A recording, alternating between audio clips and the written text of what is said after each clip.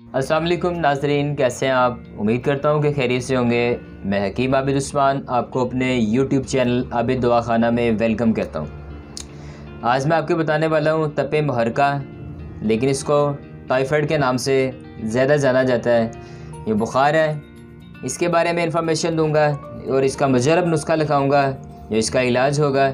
आगे जाने से पहले जो मेरे चैनल पर नए हैं वो चैनल को सब्सक्राइब कर लें और बेल आइकन को प्रेस कर लें ताकि नए आने वाली वीडियो का नोटिफिकेशन आपको बर वक्त मिलता रहे। तो आइए नाज़रीन, टाइफाइड इस मर्ज़ का सबब एक जरासीम होता है जो कि मरीज़ के खून, पेशाब या पखाने और बाज़ मरतबा इसके बलगम और इसके पसीने तक में पाए जाते हैं।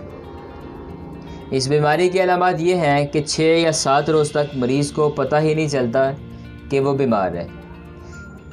इस बीमारी से तबीयत सुस्त रहती है, सर हाथ पाँव में दर्द महसूस करता है और भूख लगना बंद हो जाती है। सर का दर्द और मुसलसल बुखार इस मर्ज़ की ख़ास अलामत है। और इस बीमारी में छोटी आंत में बेशुमार इन्फेक्शन हो जाती है।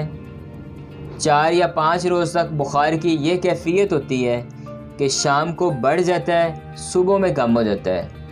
कुछ दिन के बाद तो सीना, पेट और कमर पर गुलाबी कलर के बारीक दाने नमूदार होते हैं। ज़ेरे नाफ हल्का हल्का दर्द रहता है। पॉइजनिंग, गैस ट्रबल बहुत ज़्यादा बनती है। इस मर्ज़ में पिंडलियों में अक्सर दर्द रहता है और बाज़-औक़ात मतली और कै भी होती है। तो आइए नाज़रीन, आज मैं आपको इसका नुस्खा नोट कराता हूँ। सदगलो 1 तोला, कुश्ता गौदंती 1 तोला, नानखा 1 तोला, मगज़ सुखम करंजवा 1 तोला, अफसन 3 1 तोला, गिरू सुरख वाला 1 तोला। तमाम अशिया को अच्छे तरीके से बारीक पाउडर कर लें। पाउडर करके अरक सौंफ के साथ सर्दी के मौसम में रोज़ाना 1 माशा सुबह और 1 माशा शाम में इस्तेमाल कराएं। अगर मौसम गर्मी का हो तो शरबत इंजवार के साथ इस दवा को इस्तेमाल कराएं और इसमें नरम ग़िज़ा का इस्तेमाल करें।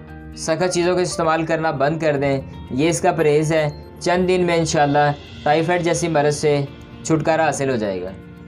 इसके साथ ही नाज़रीन इजाज़त दीजिए, फिर मुलाकात होगी नई वीडियो के साथ। अल्लाह हाफ़िज़।